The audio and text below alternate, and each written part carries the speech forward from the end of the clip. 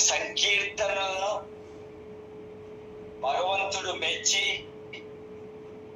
ఆశీర్వదించి ఆయన కొలువులో నేటికి తరతరాలుగా వారసత్వాన్ని పెంపొందింపు చేస్తూ 3 కైంకర్యాలు అన్నమయ్య సేవగా స్వామి దగ్గర సంకీర్తన గానం చేస్తూ ఈరోజు ఈ యూట్యూబ్ ఛానల్లో పవన్ సిద్దిపేట గురువర్యులు వారి నోట అన్నమయ్య పాట అన్న విధంగా కొన్ని లక్షల మందికి వారు నేర్పిస్తూ సాధన చేపిస్తూ ఉన్నారు. ఇటువంటి కార్యక్రమంలో మీరందరూ అన్నమయ్య సంకీర్తనలో నేర్చుకునేదానికి సంసిద్ధులై విచ్చేసి స్వామి అనుగ్రహం పొందుతున్నారు. ఒక మనసు ఉత్సాహం కావాలి అంటే సినిమా చూస్తే 3 గంటల సేపే వస్తుందమ్మా. కానీ అన్నమయ్య సంకీర్తనలు నేర్చుకుంటే జీవితాంతం ఉల్లాసము, ఆనందము, సంతోషము కలుగుతుంది. అటువంటి సంకీర్తన భావ తాత్పర్య రహస్య నిపుణ అర్థాలు అన్నమాచార్యులు రచించారు. మరి సంకీర్తన భావాలు వినాలి. ఏదో సంకీర్తనం నేర్చుకున్నామే, ఏదో పాడినామే అన్న విధంగా ఎప్పుడు ఆలోచించద్దండి. మీరు శిష్య బృందంగా తయారవుతున్నారు.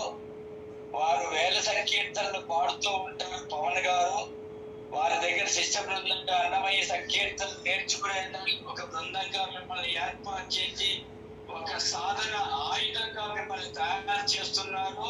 ఈ ఆయుధాన్ని మీరందరూ భగవంతుడి మీద ఉపయోగించాలి. సంకీర్తన ఆయుధం అంటారు దీన్ని. భగవంతుడికి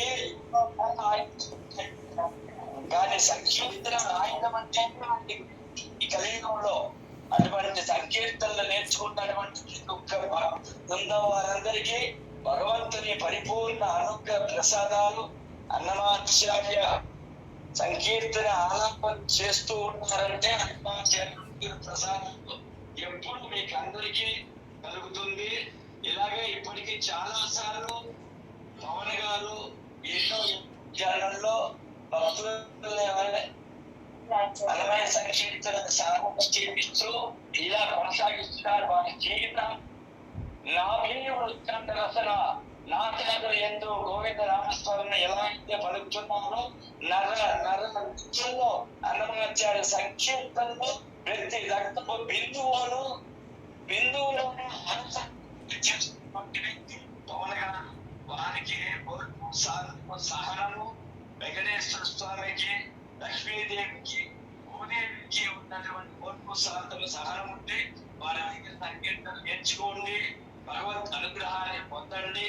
సంకీర్తనలు నేర్చుకున్నారే దాన్ని వదిలేయకుండా సాధన చేసి ప్రతిరోజు సాయంత్రం సంధ్య వేళ సంకీర్తనలు ఆలపించండి.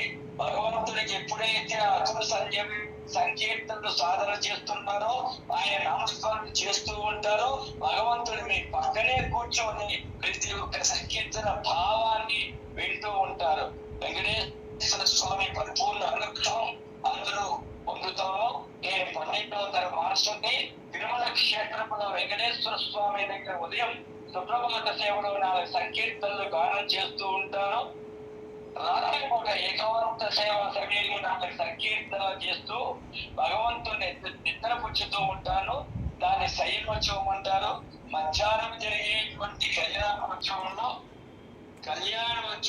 తాలిపాక వారింటి ఆనందంగా మేము కళ్యాణానం చేస్తేనే స్వామి వారికి అభిజిత్ లగ్నంలో ఎస్విటిసి ఛానల్లో మీరు తిలకిస్తే కనిపిస్తుంది. తాళపాక వారు కన్యాదాన కైకని ఈ సేవలో వెంకటేశ్వర స్వామి అన్నమాచార్య వంశానికి అనుగ్రహించినటువంటి ఒక వర ప్రసాదము.